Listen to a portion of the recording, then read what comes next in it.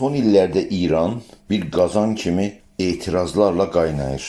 Ən dalğalı hərəkət 88-ci ildə Yaşıl Hərəkatı ilə gerçəkləşmişdir və orada geniş vasitədə etiraz meydana çıxmışdır. Milyonlar insan Tehranda və başqa şəhərlərdə etiraz üçün hərəkətə keçmişlər.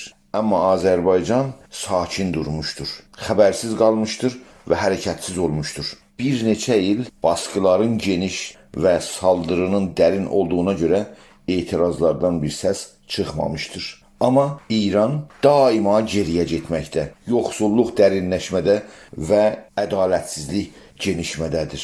İranın 96 ilindən etirazlar yenə də meydana çıxmışdır. İş və əmək hərəkatı ən qabarcıq formada İranın güneyindən başlayıb genişmişdir və zindanlardan daima işgəncənin xəbəri mediada yayılmışdır. Yavaş-yavaş əməklilərin, bazışəstələrin hərəkatı meydana çıxmışdır və geniş vasitədə şəhərdən şəhərə yayılıb genişmişdir. Amma yenə də Azərbaycandan bir səs çıxmamışdır. Qadın hərəkatı bir qabarcıq formada bir hərəkətə çevrilmiş, hətta dünya mediasında belə əks olmuşdur. Amma halən Azərbaycanda qadın hərəkatından xəbər yoxdur. 97-nin etirazları, yoxsulların üsyanları və geniş vasitədə polislə qarşı-qarşıya durma, hətta bəzi insanlar bu etirazlarda belə edama məhkum oldular və öldürüldülər. Yenə də Azərbaycanda bir xəbər yoxdur. 98 ilin etirazları meydana çıxmışdır. Yenə də Azərbaycanda xəbər yoxdur. İndi isə qaynayan İran, aclıq genişən, susuzluq, yoxsulluq, zülüm ayaq tutub gedən bir İranda etirazlar yenə də İranın fərqli şəhər və kəndlərindən meydana çıxmışdır. Amma yenə də Azərbaycanda bu hərəkətlərdən və etirazlardan xəbər yoxdur. Son günlərdə Ərdəbildən bir etiraz xəbər çıxdı, amma xəbərin davamı gəlmədi. Hər kəsə, həm Azərbaycan türk aktivistlərinə, həm mərkəzdə olan siyasi fəallara böyük bir sual əlaməti meydandadır. Ne üçün Azərbaycanda bu qədər hərəkətsizlik, bu qədər səssizlik var? Mən bu danışıqda bu səssizliyə və hərəkətsizliyə fikrimə bir müəyyən analiz əsasında bir məntiq formalaşıb ki, o məntiqi bu danışıqda sizinlə paylaşmaq istəyirəm və hər kəsi bu sahədə dərindən düşünməyə, daşınmaya və analizə dəvət edirəm. Azərbaycanda, mərkəzdə, Tehranda, Kərəcdə və İranın başqa bölgələrində türklər tarixən özləri ilə İran arasında bir fasilə, bir ara görməmişlər. Çox uzun zamandan bəri İranın tarixində, bu tarix hətta 1000 il arxası olan bir tarixdir. Səfəvilər devrindən sonra Əfşarlar, Qacarlar uzun zamandan bəri İranda hakimiyyətlə türk xalqının arasında özgəlik və yadlıq hissi yoxudur. Bu arada Məşrutə devrimindən sonra türk xalqının qarşısına bir uğursuz durum peyda oldu. Yəni Pəhləvilərin hakimiyyətə gəlməsi.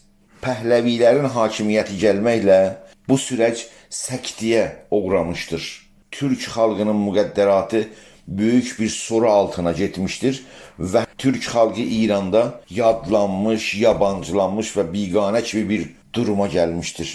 Amma Türklərin geçmiş zehniyyətlə yeni asimilasyon prosesi bir-birinin üstünə düşmüş və İranla özü arasında bir yadlıq və yabancılıq hiss etməmişdir. Bu proses 57-ci ildə tamamilə özünü göstərdi və 57-ci ilin devrimində türklər də mərkəz və başqa bölümləri kimi bir Şiə kimi hərəkata qatıldı və Şah rejiminin devirməsində və yeni irticai devlətin quruluşunda ciddicə bir rol oynadı. Amma 1991-ci il, yəni Azərbaycan Cumhuriyyətinin istiqlaliyyət tapması türk xalqına İranda bir dönüş nöqtəsidir. O tarixdən türk aydınları, türk öyrənciləri yeni zehniyyətin formalaşmasına, türk insanının özünə geri dönməsinə, milli kimliyinə söykənməsinə, milli dilini mənimsəməsinə və milli vətəni Azərbaycanda hüquq qazanmasına yönəlik bir zehniyyət formalaşmışdır. Bu yeni zehniyyət Azərbaycanda yeni dalğaların formalaşmasına səbəb oldu. Babək qələsinin nümayişləri meydana gəldi.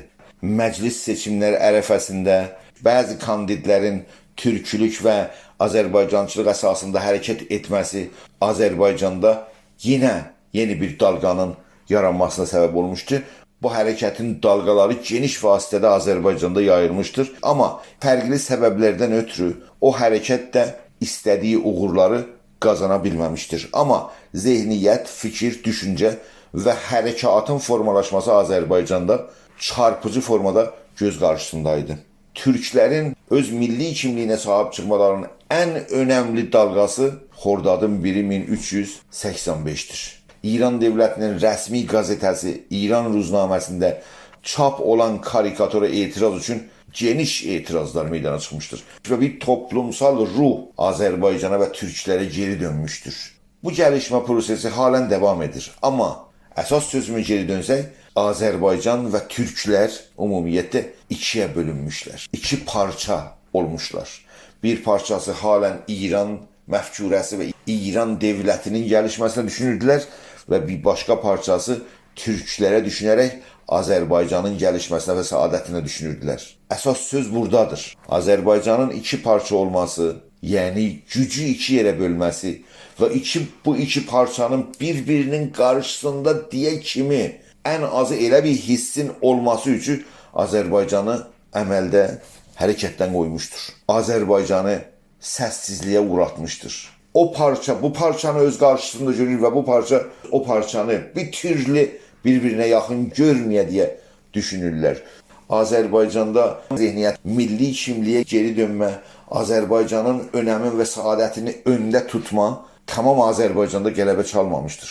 İran zehniyyəti halen Azərbaycanda durmaqdadır və İran rejimi tam imkanları ilə bu zehniyyəti və Azərbaycanın gələcəyinə hətta bir təhlükə kimi onu əldə saxlamaq istəyir. Analizin tam əsas nöqtəsi buradadır. Azərbaycanın və hətta türklərin hərəkətsizliyi, Təbrizin hərəkətsizliyi dəqiqən buradadır. Təbriz iki parçaya bölünmüş. O toplumsal ruhunu əldən vermiş. Təbriz və Azərbaycan yeni bir kimlik və yeni bir hüviyyət qazanma ərəfəsindədir. Bu keçiş ərəfə və halen bu zehniyyət və bu düşüncə Azərbaycanın hər yerinə qələbə çalmaması üçün Azərbaycan hərəkətsiz qalıb. Bugün Azərbaycanın iki parça olması, iki bir-birinə qarşı duran zehniyyətin sonuçları kimi sakitliyini izah etmək olar. Azərbaycanda yeni dalğa, yəni milli kimliyə söykənmə, Azərbaycanı vətən görüb onun saadətinə çalışma halen Azərbaycanın hər yerinə qələbə çalmamışdır. Türklərin milli demokratik hərəkatı Azərbaycanda və İranda fikri və kültürel dalğalar yaratmaqla Azərbaycanın tamam şəhərlərinə və kəndlərinə yayılmalı və mənimsənməlidir. Ən azı Azərbaycanın şəhər və kəndlərində bu fikir çoxunluğu təşkil edincə Azərbaycanın hərəkətsizliyini başa düşmək olar. Ağır bir aşamadır, mürəkkəb bir durumdur. Bu vəziyyətə son qoymağa Türk Milli Demokratik Hərəkatının meydanda olub və dalğa yaratması ilə son qoymaq olar. Və yeni dalğaların yaratdıqca və bu dalğalar Azərbaycanın kənd və şəhərlərin qapsayırsa və bu zehniyyət Azərbaycanda qələbə çalırsa, Azərbaycan yeni bir toplumsal ruhu ələ gətirəcək və o yeni toplumsal birliyin ruhu Azərbaycana yayıldığında Azərbaycan yenə də tarixi kimi aktivcə həm Azərbaycanda və həm İran mərkəzində siyasi fəaliyyətlərə ciddicə qatılıb və böyük siyasi rol oynamaq üçün meydanda olacaqdır. Türk Azərbaycan aktivistlərinin bəzilərinin bu sükut taktiki zehniyyəti topluma çıxartmamaq, toplumda dalğa yaratmamaq, topluma tanıtdırmamaq həm Azərbaycan toplumuna və həm İran çapında bu hərəkatı tanıtdırmağa çaba göstərməyincə bu iki parçalıq Azərbaycanda davam edəcək və Azərbaycanı səssiz və hərəkətsiz saxlayacaq. Dediyim kimi, bu şəraitin sona gəlməsi Türk-Azərbaycan Milli Demokratik Hərəkatının siyasi alanda, sosial alanda, kültürel alanda qapsayıcı formada meydanda olmasıdır.